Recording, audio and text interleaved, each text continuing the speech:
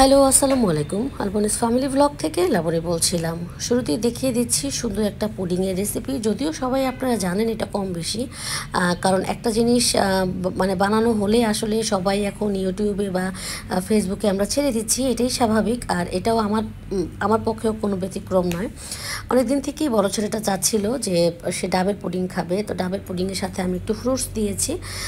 আপনারা দেখতে পেলেন যে আমি কিন্তু ডাবটা আগে একটা বানাবো, প্রথমে একটা বানাবো, তারপর আর একটা বানানো দেখাবো, কিন্তু ওটা বড় ভিডিও হয়ে যাবে দেখে ওই পার্টটুকু আমি আর দেখাইনি।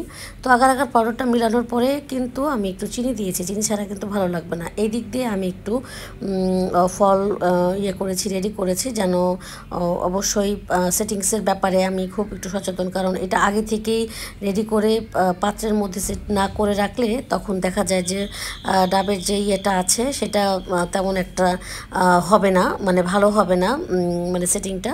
তো যে কারণে আমি ফ্রুটসগুলো কিছু কিছু ফ্রুটস আগে থেকেই কেটে মানে ভালো করে কেটে নিয়েছি। কাটার পরে হচ্ছে আমি যে ডাবের যে শ্বাস ছিল, কিছু শ্বাস দিয়েছি, এটা একটা রেডি করলাম, আর একটার হচ্ছে কি রেডি করা হবে। আমি কিন্তু একটা দেখাচ্ছি। এই তো আরেকটার জন্য এখন একটু রেডি করলাম। আর ডাব কিন্তু আমি একটা করেই বানিয়েছি, কারণ একসাথে দিলে কি দেখা যায় যে ইয়েটা পাওয়া যায় না, মানে কি বলে পরিমাণটা বোঝা যাবে না। তাই একটা ডাবে আমি কতটুকু কি দিয়েছি সেটা আমি অবশ্যই আপনাদের সাথে দেখিয়েছি। কিন্তু এই তো আমি যে বললাম ফলগুলো কেটে নেওয়ার পরে কিন্তু আমি এখন এটা একটু সুন্দর করে সেটিং করছি। এটা সেট করেই কিন্তু আমি ফ্রিজে রেখে দেবো, তারপর কাটাটা সহই দেখাবো যে কাটলাম কিভাবে। আর এই বাটিটা না আমার কাছে খুব ভালো লাগে। এই বাটিটার মধ্যে আমি সবসময় পুডিংই বানাই। আমের দিন আসতেছে, আমের পুডিং বানাচ্ছি খুব করে। তো দেখা যায় কি যে আমার কাছে একটু মানে ডিজাইনটা খুব ভালো লাগে, এই কারণে আমি সবসময় এই বাটির মধ্যেই আমি সেটটা করি। আমার কাছে ভালো লাগে আসলে। এটা হওয়ার পরে কিন্তু আমি আবার আরও একটা বসিয়েছি।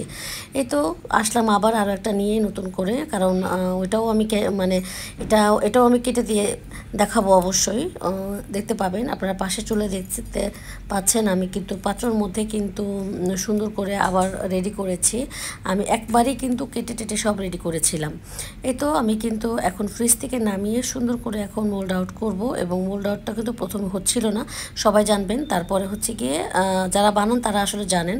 তারপরে হচ্ছে গিয়ে আবার সুন্দর মতো কাটার মানে আবার একটু মোল্ড আউট করার চেষ্টা করলাম, তারপরে হয়ে গেছে। এখন আমি সুন্দর করে কাটবো। কাটার সিস্টেমটা অবশ্য আপনারা জানেন, এটা আর কোনো সিস্টেম নাই, এভাবে কাটার মানে এভাবেই কাটতে হবে।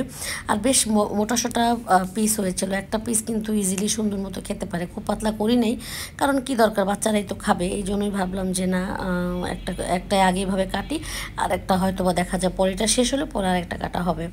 তো কেমন লাগলো আমার ভিডিও অবশ্যই জানাবেন, কারণ আমি চেষ্টা করি প্রতিনিয়ত একদম ইউনিক টাইপের কিছু আনতে। বাট এটা কিন্তু ভিডিও ইউনিক হোক, কিন্তু রেসিপিটা কিন্তু সবাই মোটামুটি জানেন। হয়তো বা আমার কিছু ভুলভ্রান্তি থাকতেও পারে। আর যারা অনেকে মানে ফলটা আরও মিশাতে পারেন, আমি একটুকুই ফল মিশিয়েছি। ভিডিও কেমন হলো অবশ্যই জানাবেন। আজকে এই পর্যন্তই, আল্লাহ হাফেজ।